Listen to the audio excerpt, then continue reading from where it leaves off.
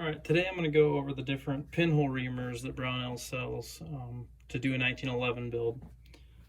So this is a Caspian 1911 frame, how it comes to you through your FFL. This is not an 80%er. All the holes are drilled, everything's where it should be. It just requires a lot of fitting to get it to function. One of those steps to fitting it to get it to function is reaming out the different holes on here to make them the correct size. These come slightly undersized so that you can get a good fit on that and that it's not relying on the machines to do that. And that's where these reamers really come in handy. So Jerry Kuhnhausen's book, 1911 A1 pistols, the shop manual is great for getting all your dimensions. It tells you all of the different hole sizes, where they should be at, just to kind of double check before you get too far into it. But if you're building a 1911, get both of his books. They're excellent and they're a necessity.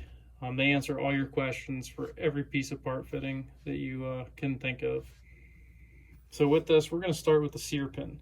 I like to double check always before I run a reamer in a hole just to make sure. So sear pin measures that. You go in, you've got the right measurement there. So all of these come with a handle. They're not marked, so you're going to want to measure them each time or kind of make some way of organizing it in your toolbox to not be confused. But so that sear pin, you're just going to put it in there, run that reamer in by hand. It shouldn't be taking off a lot of material. You're just kind of cleaning up that hole a little bit. Sometimes it feels like you're just clearing off what might have been sandblasted in there. So once you ream that out, that should just fall right in there, and it does there. You don't really want that to be super tight fitting there. Now same goes for all these. You have one for the hammer pin, you have one for your slide stop. There are oversized slide stops. There's two reamers that you can get for that.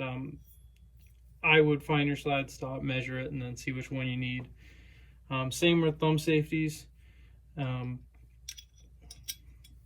hole might need reamed out depending. And then also for your link pin on your barrel. It's up to you whether you want to source reamers that you want to run under power. People will put reamers in a drill, do the same thing. But this is pretty simple, and it gets the job done how you want. Yeah, these reamers run between $18 and $28, I believe, a piece. So if you're only going to build one, I don't know if you need to buy the whole set. Maybe get the parts that you need, try them out, see if they fit. If they fit, great. If they don't, get the reamer for that specific hole. But anyways, these are great to have if you're going to build more than one. I've actually used them to clean up burrs on 1911s, factory 1911s, where the pin's kind of causing a little bit of resistance. But yeah, so I'll put a link to all these in below, and same with the Kuhnhausen manual. Once again, don't start building a 1911 without the two books by him.